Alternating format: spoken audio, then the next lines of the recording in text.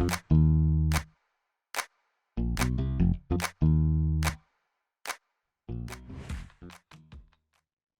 evening. Welcome to the User Experience Speaker Series at Metropolitan State University. My name is Chen Zhou. I'm a professor and the director of the graduate certificate in the design of user experience here at Metro State University in St. Paul, Minnesota. Tonight, we have Dr. Felicia Chong, who will share her insights on getting into the user experience industry. Today is also the World Usability Day, so this is our special to the World Usability Day. So let me just briefly introduce Dr. Felicia Chong. Dr. Chong is a senior user experience researcher, content strategist with experience in both industry and academic settings, as well as government agencies. She specializes in designing and executing user research methodologies to inform website design strategies and enhance user experience. Felicia also has her undergraduate and master's degrees from Metro State University. So welcome back. Thank you. Right. I'm gonna share my screen. One second. All right. Can you see my slide? I can see your screen. Perfect. Awesome. Thank you. Hello, everyone. And thank you to Dr. Zhou for the introduction. I am Felicia Chong, and I will be speaking today on my experience working as a UX researcher in the government space. So in this presentation, I will provide an overview of my academic background and my transition from academia to industry. Then I will talk about my job search and interview process, along with my onboarding experience as a contractor and as a UXer. Finally, I will describe the types of government projects that contributed to the UX methodologies and tools that we use, along with the lessons that we learned. This will take about an hour, and I definitely welcome questions and comments after. So before I begin, I want to quickly say thank you to the School of Communication, Writing, and the Arts for giving me this opportunity to share my experience with you. When I graduated from Metro State in 2006, I never thought that 17 years later, I would come back and give a presentation on my job. So thank you for allowing me to reflect on my work. I also want to say that I will always be grateful for everything the faculty and staff in the Department of Communication, Writing, and the Arts that had done for me during those years when I was a student worker in the department. Every person there was so encouraging, and I honestly do not think that I will be standing here today if it wasn't because of the support that was given to me. So thank you. All right, so I am showing you my academic and career timeline here because as an academic who then transitioned to industry, that was never the career path that I had planned. I would say that I took a very unconventional route to end up being here today. So I guess the first lesson that I want to share with you all is that sometimes life doesn't go the way that you plan, but that may end up being a good thing. So to begin, I got both my bachelor's and my master's degree from the Department of Communication, Writing, and Arts. So back then, it wasn't the school yet. My undergrad degree is actually in professional communication. I focused on media studies because I thought I wanted to be a news anchor. As part of our program, I interned at a local TV station, and that is when I realized that I did not want to be a news anchor because of all the hard work that I saw behind the scenes. So I kept going to get a master's degree in technical communication, which was the master's degree offered by the department at that time. And after I got my master's in technical communication, I was looking for a corporate job as a tech writer, but I couldn't find the job that I wanted. So I ended up being a high school teacher, even though I didn't have a education degree, because the school system was desperately looking for someone who could teach graphic and web design, which were skills that I learned as a master's student in technical communication. After teaching high school for about 2 years, I decided to go back to school and get my PhD because I wanted to be a college professor and not a high school teacher. When I was getting my PhD, I was also teaching college classes, and that is when I was exposed to UX, which I will talk about later. After I got my PhD, I got a job as a writing professor. And after getting tenure and promoted to associate professor, I became the department chair. After being department chair for 2 years, I decided that I wanted to leave academia. This was a very big decision because I had job security. That is what tenure means, that only in very unusual circumstances would you lose your job if you are tenured. I was promoted, I had no corporate experience. But I told myself that the time was right. I had been teaching UX without ever being a UXer. I wanted to try it. So I started looking for corporate jobs. And that is how I ended up being in my last job as a senior UX designer, which is the experience that I will talk about for the remainder of this presentation. I was a UXer until September this year when I switched to being a senior content strategist at a different federal contracting company. But for today's presentation, I will focus on what I did when I was a UX designer. So even though I thought I was going to be a news anchor, that didn't happen because of my internship. I ended up being in the master's program because of my undergraduate degree. I thought I was going to be a tech writer. I ended up teaching high school because of the graphic and web design skills that I learned in the master's program. I thought I was going to be an academic for life after getting my PhD, after getting tenure and promoted. I didn't think that I could get a corporate job because at that point, I had zero corporate experience. But at my last company, that actually told me that my graphic design background and high school teaching experience helped me get my job because they needed not just a user researcher, but also a designer. And my high school teaching experience showed them that I can be patient with our clients and our stakeholders. So if you're still following at this point, I hope this story inspires you to not let your lack of experience stops you from trying something new. It's okay to not know exactly what you want to do right now. Or if you love what you're doing right now, it is okay to change your career path later on. If UX is something that you are interested in learning more about, which is why I hope you're here, then great, that is going to be the next slide.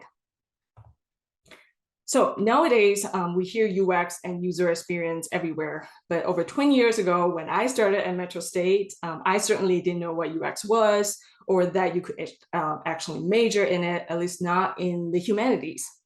When I first learned about usability, it was actually in the context of user testing your instructions to make sure that your end users understand and can follow your instructions. That was when I was getting my PhD at Michigan Tech, where most of my students were engineering students, and I was teaching technical writing, which was a required class for engineering students. One of their assignments was to write instructions, so they had to user test their instructions with the intended audience.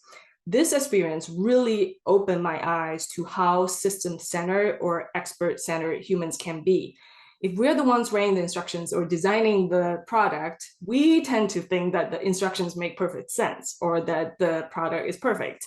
So when we test the instructions with the users, if we see that users can't follow our instructions or understand our design, then we say it is because they are stupid, because obviously our design or writing is perfect. In fact, there is an article on the Nielsen Norman Group website that specifically answers the question of, are users stupid, that you can see on the screen here. So because of this experience, I got very interested in user-centered design and started doing a lot of research on it. I would say these are the researchers that had the biggest impact on me: Jacob Nielsen, Don Norman, and Bob Johnson. My experience of watching engineering students struggling over and over with understanding the importance of being user-centered motivated me to write my doctoral dissertation on the pedagogy of usability, or how to teach usability in a technical communication classroom. Eventually, I turned my dissertation into 2 articles that you see here, one published in Technical Communication Quarterly and another one in IEEE Transactions on Professional Communication. So after learning about UX, I think I experienced the red car syndrome. When we see or learn something for the first time, then we start seeing it everywhere. And in my case, I started noticing a lot of everyday objects or instructions that were not user-centered at all. I think most of us can relate to the things I'm showing on the screen here, right? They are not they are not as intuitive as they should be. So the reason that I'm bringing this up is that the concept of UX really affected my teaching life and now my job. As you saw earlier, I got a job as a writing professor after getting my PhD, where I was teaching all kinds of professional writing classes. So business writing, technical writing, science writing, and editing. And in every class that I taught, regardless of the topic, I try to incorporate UX principles and practices as much as possible. I always say, good instructions or good writing cannot compensate for poor design. As you can see in this door example on the screen, putting a sign on doors with handles doesn't actually improve the poor design. When we see doors with handles, we expect to pull. In professional writing, you're not writing to yourself, right? And you're certainly not writing to your professor. There's always an intended audience. And I always said to my students that you have to be your user advocate. That is why we do audience analysis. We need to know how, when, and why users are encountering or using your writing. Your goal is to help your users understand something or do something. This experience of incorporating UX in my teaching and research really helped me when I was looking for a corporate job, because I showed my potential employers that I wasn't just researching UX and writing articles about it. I really tried to infuse it in my job as well. And this leads me to the next part of my presentation, which is about the job search and interview process. So I started applying for corporate jobs at the beginning of last year, 2022. I didn't have any corporate connections. I was a college professor for 9 years, so most of my connections were actually in academia. I did have a friend who also transitioned from academia to industry, so her feedback on my resume was very helpful. I started looking on job search sites like LinkedIn and Indeed and sending my resumes straight to the companies. I didn't work with a specific recruiter, so I didn't really have any guidance or tips on how I should sell myself as someone who was ready to switch industry. It was not an easy process because, as you can imagine, a lot of jobs require corporate experience. And I was in that awkward position where I wasn't exactly looking for an entry level or junior level job because I have a PhD and I was a department chair, which is equivalent to a manager. But then I also felt that I wasn't necessarily prepared to be a senior person because of my lack of corporate experience. So next, I'm going to talk about the few things that stood out to me during my job search process. All right, so during this process, I learned that every company seems to name this role differently. You have UX consultant, UX researcher, UX designer, UX strategist, UX research lead, or UX analyst. And if you look at the job description, you will notice that many of them are actually very similar. They often say that they're looking for a particular type of UX role, but then if you look at the description, they're usually very similar. So because of that, don't get too hung up on the job titles. I would pay closer attention to the job description. The other thing that I noticed with UX jobs is that the education requirements also tend to be very broad. They're not all looking for someone with a UX degree or a UX certification, although of course it's great if you have them. They often say that they're looking for someone with a degree in HCI, psychology, or a related field. My experience is that there's always room to make your case, even if you don't look exactly like what they're looking for. I also want to point out that if you're looking for a UX job in the government space, the years of experience that the job ad is listing may actually be a project or contract requirement. So for example, I know contracts that require 5 years of experience. And in that case, I wouldn't even be qualified to work on those projects, even if I am an excellent UXer. In other cases, the years of experience that are listed on the job ad are more like a suggestion and not necessarily a requirement. I know I got calls from companies that claim that they wanted certain years of experience that I didn't have. So my point here is that don't get too intimidated by the experience section of the job ad. Apply anyway if you are remotely interested. After getting many rejections for months, I started getting calls for interviews. The interview process varied a lot depending on the company. A typical process would start with the recruiter reaching out to me, asking me some basic questions about my qualifications or the expectations that I have for the job. Then I would meet with the hiring manager. After that, there's usually another round of interview with either the future supervisor or other team members whom I work with. It is not uncommon to have 3 to 4 rounds of interviews before they offer the job, which means the whole process, starting from the recruiter contacting me to when they offer the job, could take anywhere between 2 weeks to 2 months. I always started my interview with, I know I am not a conventional candidate, because I knew the others were not academics like me. Some employers actually made it clear to me that they picked someone else with more practical UX experience over me. They were concerned that I was too academic, in the sense that I only knew how to do research and not practical enough to do a corporate job.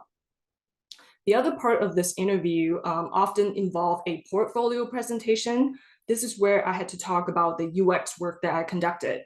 Now, as I said before, all my UX experience was limited to academia. So in my presentation, I would show examples of research projects that I conducted that involve methods like focus groups, surveys, and interviews, or class assignments that involve user testing. And I think this is where it is important to use your rhetorical or persuasive skills.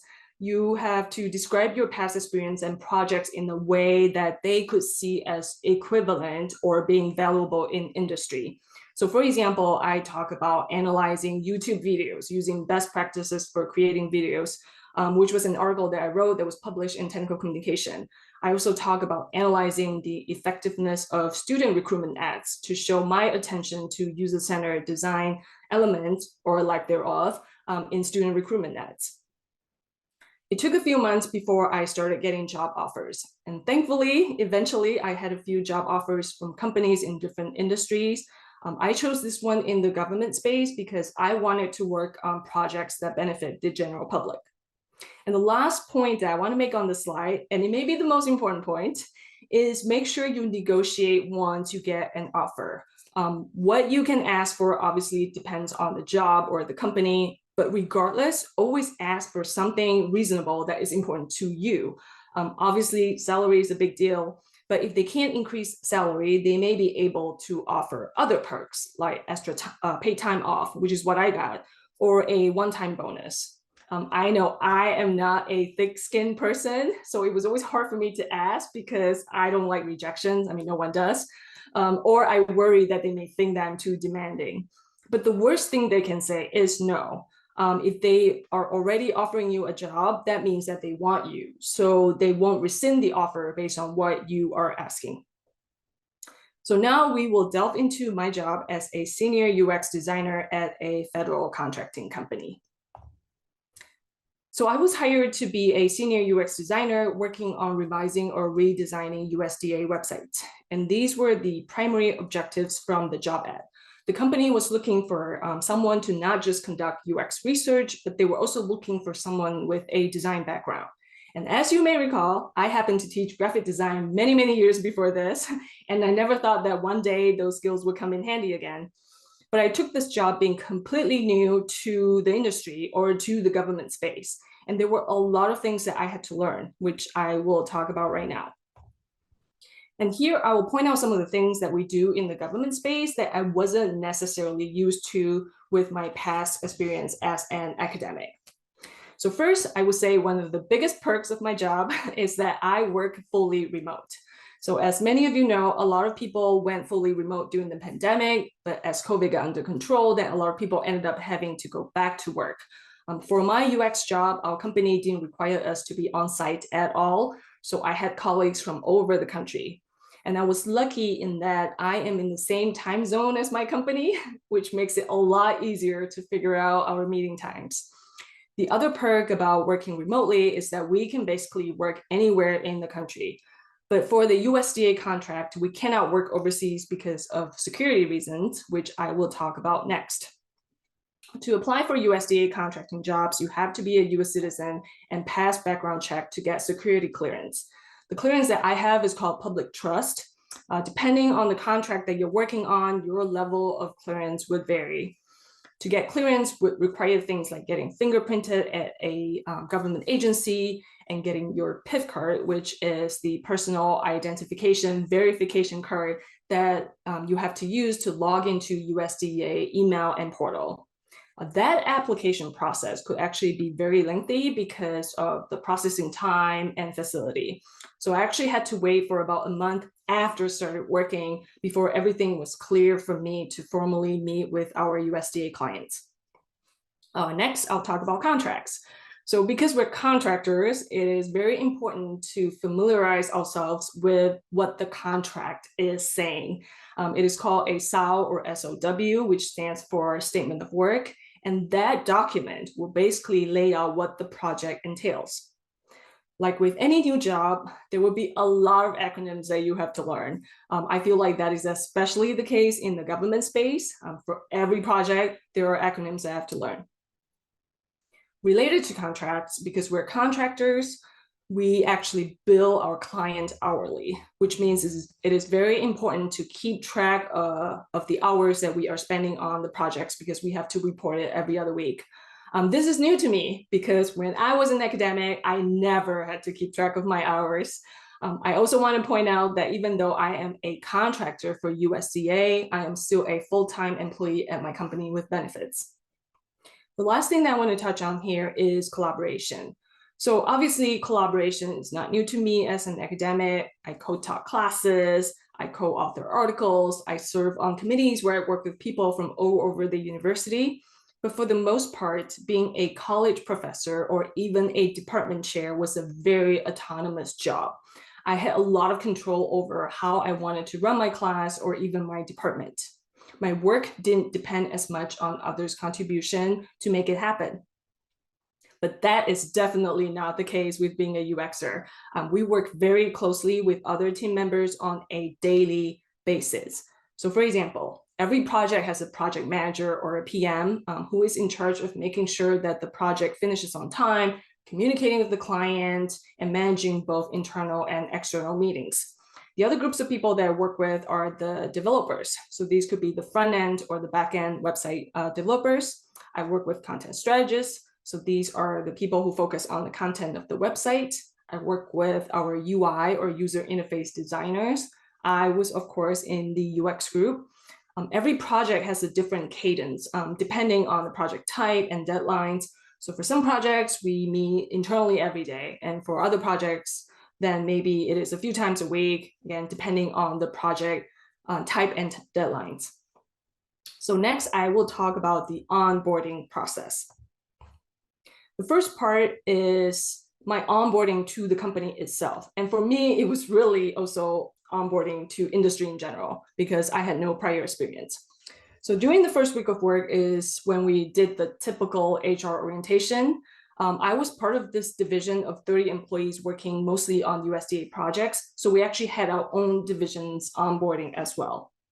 Our senior director did an amazing job of introducing the company to me and reviewing all our company policies and practices, from how to participate in an online meeting to using the technology that was available to us. Now looking back, I am so grateful that I had such a good introduction to the field because I know that this doesn't happen everywhere. I also had a UX director that I met with every week. I cannot emphasize how important it is to have someone like that doing your first industry job. When I was interviewing for different UX positions, I found out that a lot of companies would just hire one UXer to run the entire UX, operation. I'm so glad that I didn't go with one of those companies because I think it would be extremely challenging to have to figure everything out by yourself when you are new. When I met with our UX director, that is when we would go through everything from UX methodologies and tools, project concerns, and questions to team collaboration issues.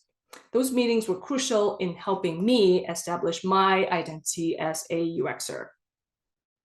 The second part of onboarding is onboarding to be a contractor. USDA requires both their federal employees and contractors to go through a series of training. They're usually the online modules that you can complete at your own time. So for example, we had to take security awareness training, accessibility training, PII, or personally identifiable information training, and records management training. Some of these I had to do once a year. Even though these trainings are helpful to learn about working in the government space, they are not meant to onboard you to federal projects, which is why I said earlier that having a UX director or another UXer on the team was very helpful.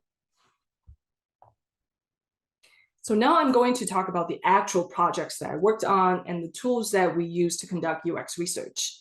I know even if you are interested in conducting UX work in the government space, you probably won't be working on these exact same projects, but I hope this overview gives you an idea of the different kinds of projects and UX work that would be involved. So when I joined the company assigned these projects to me. The contracts team is responsible for bidding on and negotiating these contracts with our USDA clients. Two of these projects were already underway when I joined, and then the other one I joined at the beginning of the project. This was also new to me because usually as college professors, we don't start teaching a class in the middle of the semester, right? But in the government space, it is common to hire someone and have them join the project at different phases of the project. So discovery is the beginning phase when we're trying to research the website, gather requirements, and define the problem. Implementation phase is usually what happens after, when we're using the information that we found during the discovery phase to develop solutions and to deliver the website. Depending on the project and the phase that I was joining at, sometimes the UX methods or tools had already been decided based on the way it was written in the contract or the person that was doing this job earlier. Other times, I was able to work with my team members to decide on the tools and methods that we could use depending on the constraints that we had. I also know that there is this stereotypical view that government websites are poorly designed because they don't care about user experience or that they don't use UX data. But I am a living testament that they are trying to change that. By hiring UX contractors like us, a lot of departments are actually trying to actively improve their website design or user experience. All right, so the first client is ARS, which is the principal in-house research agency of USDA. Our task was to redesign ARS's Pub Act manuscript submissions system on their website, which houses the peer review articles that were based on USDA-supported projects. The challenge here was that people who were submitting, reviewing, and approving the submissions couldn't input manuscript information onto the system quickly and easily.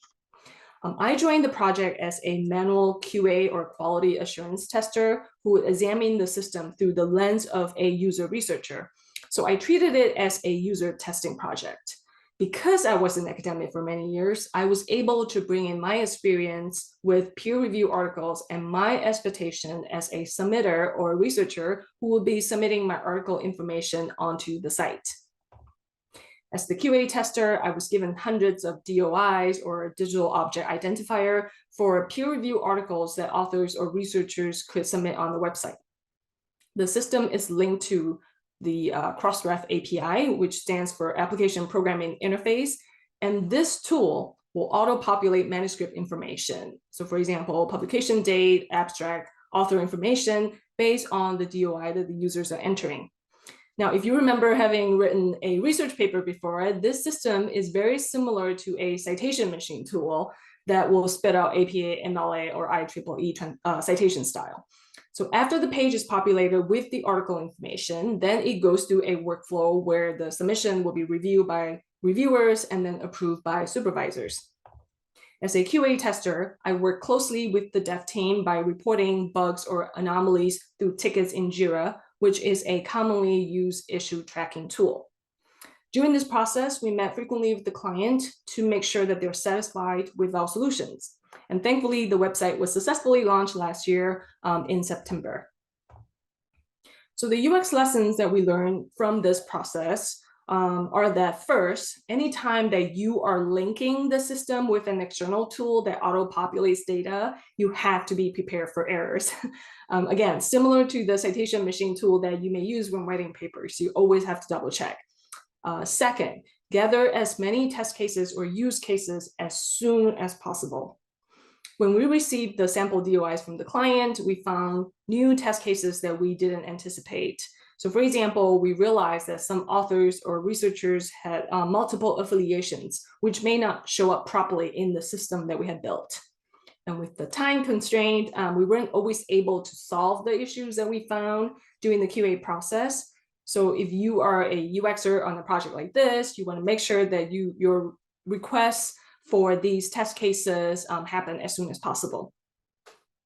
The challenge for me with this project is that I was new to QA and the testing process, but even though I was new to the process, I was able to apply some of the same UX principles like consistency.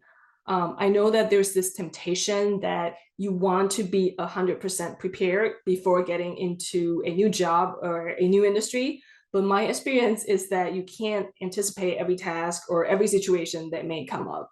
So I guess the key is to have a strong foundation.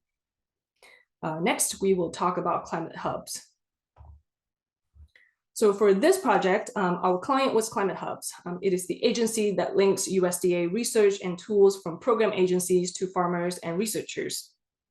Our task was to conduct qualitative and quantitative discovery activities to understand the current state of the website and collect insights that were needed for the next phase. There was little to no data on how the website was performing, from what is working to what could be improved.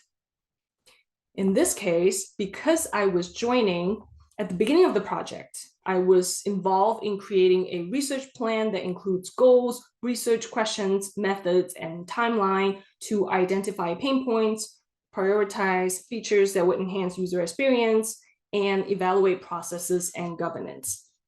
I conducted mixed methods UX research that included a heuristic evaluation and a user survey to identify issues, challenges, and user perceptions of their website. Following Norman's 10 usability heuristics for user interface design, which I'm sure some of you are familiar with, I identified key areas of the website that needed improvement. So for example, their external links were not always apparent, and there was a lack of consistent navigation. I also created a survey using SurveyMonkey to measure user perceptions of the current site. The survey was posted on the Climate Hub's homepage and sent to the newsletter subscribers. Because this was a discovery project, our deliverable was a strategic roadmap, which is basically an analysis of our research findings and recommendations based on our discovery efforts. Here's a snippet of the heuristic evaluation findings that we included in our report to the client. So through this project, I learned a couple of lessons. First, heuristic evaluation was actually very useful in identifying key issues with the website, which included navigation and information structure. Second, through the user survey, we identified user needs that were not able to be met by the agency at the time due to constraints. So for example, some researchers wanted certain technical tools to be hosted on the Climate Hub's website, but that wasn't possible because of the lack of website capabilities. So for this project, the client decided not to move forward to the implementation phase due to budget constraints. So unfortunately, we weren't able to work with them to redesign their website. In this case, the government space is very similar to any other space in that there will always going to be technical or budgetary constraints that prevents a project or a website to be completed or revised. I will also say that this was actually a great project for a new UXer to start with, because you get to be involved at the beginning or during the discovery phase, and you get to decide how you want to collect user data. The last project that I'm going to talk about is one that I am still working on right now, but in a different capacity and at a different company. So the client here is USDA.gov, which is the department itself. ARS and Climate Hubs that I mentioned earlier are agencies that fall under USDA. USDA is the department that provides leadership on issues such as food, agricultural, natural resources, rural development, and nutrition. Our task here is to redesign USDA.gov so it's more accessible, easier to navigate, has a refreshed look and feel, with relevant and timely content. For this project, I worked with another UXer, and we created a research plan that measures user perceptions and attitudes pre and post launch of the new website using both qualitative and quantitative methods. This is the project that we had done the most UX work on. So I definitely learned a few new UX methods that I will share with you here. So here are the UX methodologies and tools that we use. First, we work with our content strategists to conduct cart sorting with key stakeholders from USDA.gov to determine the site's information architecture and to evaluate category labels. This was informative to learn about how users would label the main categories on the website and what pages they would put under those categories. This method was crucial in helping us develop the sitemap or tree testing, which we did next. We conducted tree testing with USDA.gov users to evaluate navigation hierarchy and findability of topics on USDA.gov. So for this activity, we came up with top things that users want to accomplish on USDA.gov. And then we asked users how they would go find that information using the tree map that we created. To identify USDA.gov's users' pain points and perceptions of the current site, we use other methods that included contextual inquiry studies, which is a qualitative method, first click test, which is a quantitative method, and survey questions that included both qualitative and quantitative data. Contextual inquiry study is a method that we use when interviewing users one-on-one. We give them a list of things to accomplish on the website, and we watch them as they navigate on the website in real time to complete their task. A first click test is a first impression test where we show users a page of a website. We give them a list of things to find, and they click on the spot where they think the information is. For this project, we did it for the homepage of USDA.gov because we are redesigning it completely, so we wanted good pre and post launch user data. At my company, UX designers are responsible for creating wireframes and prototypes.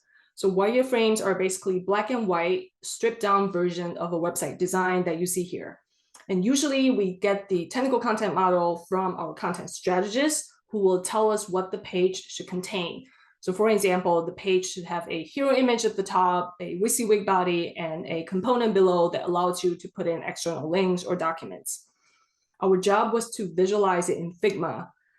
Then once we have multiple pages, we could have a working prototype that mirrors the real website, where you can click on certain links on the page and that will bring you to the next page.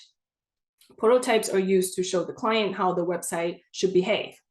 Once the wireframes are approved, then we move them on to the design team, who would then add colors and style and images to make them look like what you now see on the website. And once those are approved, then the devs build them. The redesigned USDA.gov site is being built by our dev team right now. So hopefully we're keeping our fingers crossed that the new site will be launched next year.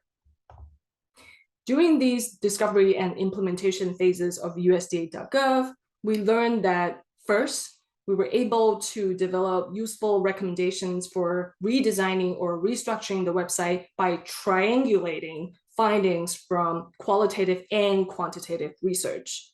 So for example, we learned from the survey, tree testing, and first click test that veterans and veterans assistance is a topic that is difficult to find. So we recommended for it to be featured on the new homepage. This user group was not made aware at the beginning of the project. Second, we needed to balance the department needs and user needs. So for example, USDA needs to feature the 4 priorities for the department based on the current administration. And users wanted the homepage to feature sections that are useful for them to accomplish their goals. From a new UXer perspective, this was the longest and the most comprehensive project. It was honestly a little bit overwhelming to have to learn all these new tools and methods, but they were not necessarily difficult to learn. It also helped that I had another UXer working along me on these projects, so we were able to bounce ideas off of each other. I also want to make a point about how UX data is used. So as you saw, depending on the project or the contract, the UX data that we collected is used or presented in different ways. So sometimes it is reflected straight in the wireframes or designs where decisions were specifically made because of the UX data that we collected. And sometimes it is presented in a formal report to the client, like the strategic roadmap report, where they can decide what they want to do with that data. And now I'm going to go through the tools and websites that we use frequently, whether it is for UX, communication, or project management. And other than SurveyMonkey, the rest of these tools and websites were all completely new to me. First, we use Optimal Workshop a lot on USDA.gov, which is used for cart sorting, tree testing, and first click tests. And one thing to note here is that when we are getting information from the public, we have to get OMB approval. So it's very similar to the IRB approval that I'm sure some of you are familiar with when you are doing research in academia. It is a policy that requires federal agencies that collect information from 10 or more participants to get approval. I'm sure SurveyMonkey needs no introduction. The feature that we use the most is actually filtering. So I'll give you an example. Let's say the first question that we ask on USDA.gov is, what is your role? The options would be farmers, ranchers, educators, researchers, and personal media. Then we ask them what do they want to accomplish on USDA.gov, or what is their biggest challenge when they're navigating the site. And after getting thousands of responses, which we did, we could actually filter the responses by saying that, okay, I want to know how all farmers answer a certain question, and it would just show you those results, which is great. So this feature is really useful when you are dealing with a lot of data and you want to focus on a specific user group. Mural or Miro are similar tools that are used to collaborate and brainstorm ideas. It is often used during the discovery phase when we are talking to a group of stakeholders and getting ideas from them in terms of what they want to accomplish on their site. Figma, as I mentioned earlier, is a commonly used design tool. I will say though, even though I had prior experience with graphic design, this was the tool that took me the hardest to learn and master because it actually has a lot of capabilities and possibilities. Slack is a collaboration and communication tool that we use internally. It is basically an instant messaging tool. You can use it for meetings, for sending attachments, and for group chats. Every project has a channel, which is basically a giant group chat that our project managers use to communicate project information with us and for us to communicate with other team members on the project. This is also a huge change for me because when I was an academic, email was the primary mode of communication. But in this space, emails are actually rarely used internally. Jira and Confluence are websites that are owned by the same company that we use to communicate with our clients. Confluence is used as a documentation tool. So if we want to share wireframes or designs with our client, we will post it on Confluence for them to review and approve. Jira, as I mentioned earlier, is used for project management and issue tracking, which is very handy during the implementation phase of the project when we're actually building it. And the last website that I want to mention here is USWDS, which stands for the United States Web Design System. It is a website that provides principles, guidance, and code to design and build accessible, mobile-friendly government websites and digital services. There is definitely a big push right now in the government space to make websites that are accessible. So when we are designing wireframes and prototypes, the components on USWDS are very helpful.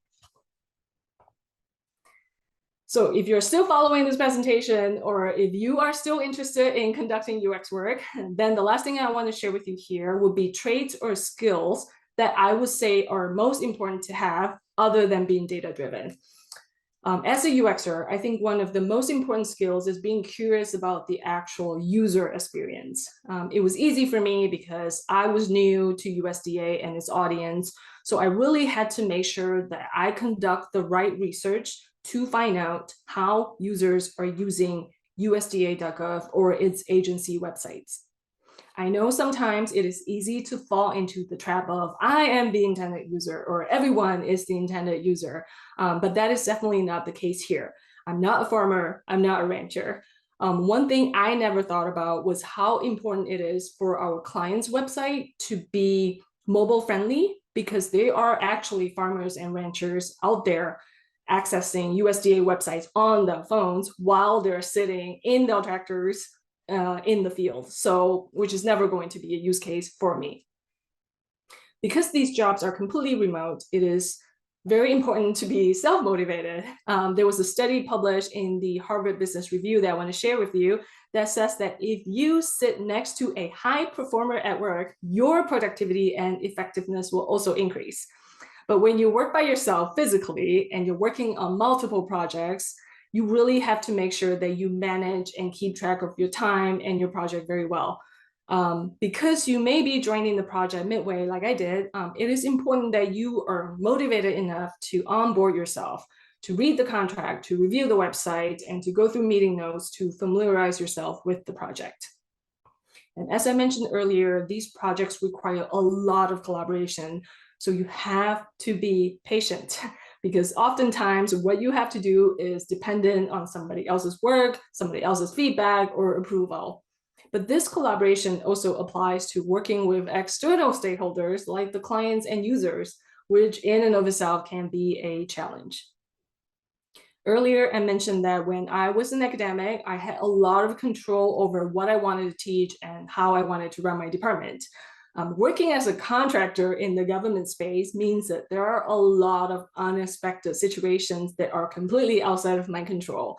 So being adaptable or flexible is key because there could be project delays, employee turnovers, change of product owners or stakeholders, and most recently for us, the potential government shutdown.